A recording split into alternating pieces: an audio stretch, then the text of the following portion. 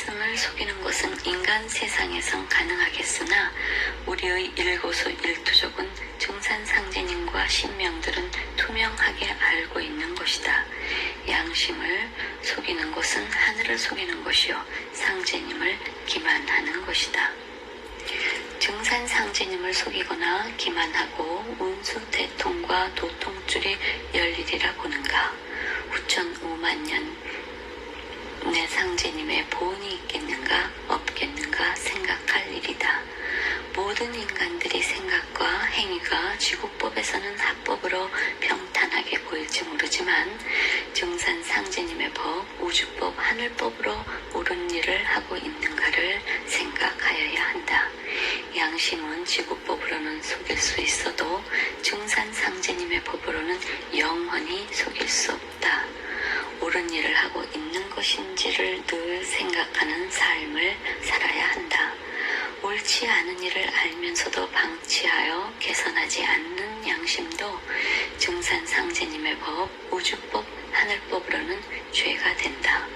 증산상제님의 일을 하면서 상제님을 이용하여 기만하는 자, 그 모순과 죄업은 때가 도래하면 도수에 의하여 밀려나거나 무서운 심벌로 다칠까 우려된다. 지금의 잘못된 내 욕심이 후천 5만 년을 그르치고 후회하는 죄를 만들 수 있다는 사실을 안다면 어떻게 하여야 할까? 증산상제님의 도수에 의하여 박형경 도전님께서 강대훈에게 임명장과 옥세를 은밀하게 전이하였는데도 불구하고 남법 난도의 임원들이 고소와 재판으로 거부를 하였다. 증산상제님의 도수와 박한경 도전님을 부정하고 거부한 난법 난도인 것이다. 재판에서도 강대훈 도전 임명장이 틀림없다고 판결하였다. 강대훈 도전은 천계에서는 도전 등극식을 마쳤다. 증산상제님의 종맥인 것이다. 그렇다면 강대훈 도전을 얼른 모셔야 바른 길이 아닌가. 현재 대순진리회 종권 장학자들은 지구의 법으로는 적법하다고 주장하겠지만 지켜보고 계신 증산상제님에게도 당당하게 읊은 행동이라고 주장할 수 있겠는가. 강대훈 도전 임명 사실을 알면서도 모시지 않고 배격하는 자, 종단이 비상체제로 가는 것이 잘못된 사실임을 알면서도 반대자에게 동조하는 자, 묵시적으로 방관하는 자 모두가 엄청난 죄를 짓고 있다는 사실을 알아야 합니다. 양심을 속이면서 짓고 있는 죄가 있다면 증산상제님의 법으로 죄가 되는지 아닌지는 곰곰이 생각하여야 할 일이다. 천계의 법, 증산상제님의 법으로 욕도인지를 생각하여야 한다. 증산상제님의 도수는 도인을 고르는 과정을 밟은 후에 강대훈 도전을 등극하게 한다는 사실을 알아야 한다. 잘못하고 있는 신도들은 상제님을 따르는 제자인가, 증산상제님을 이용하여 욕심을 채우려는 무리인지 양심으로 돌아가 심각하게 자성할 일이다. 정법으로 사는 도인이 되어야 도통이 있는 것이다. 도인을 가장하여 양심을 속이는 일은 상제님을 거역하고 하늘을 속이고 있는 것이다. 깊은 기도 공부를 하면 하여야 할 일과 하지 말아야 할 일을 알 수가 있도다.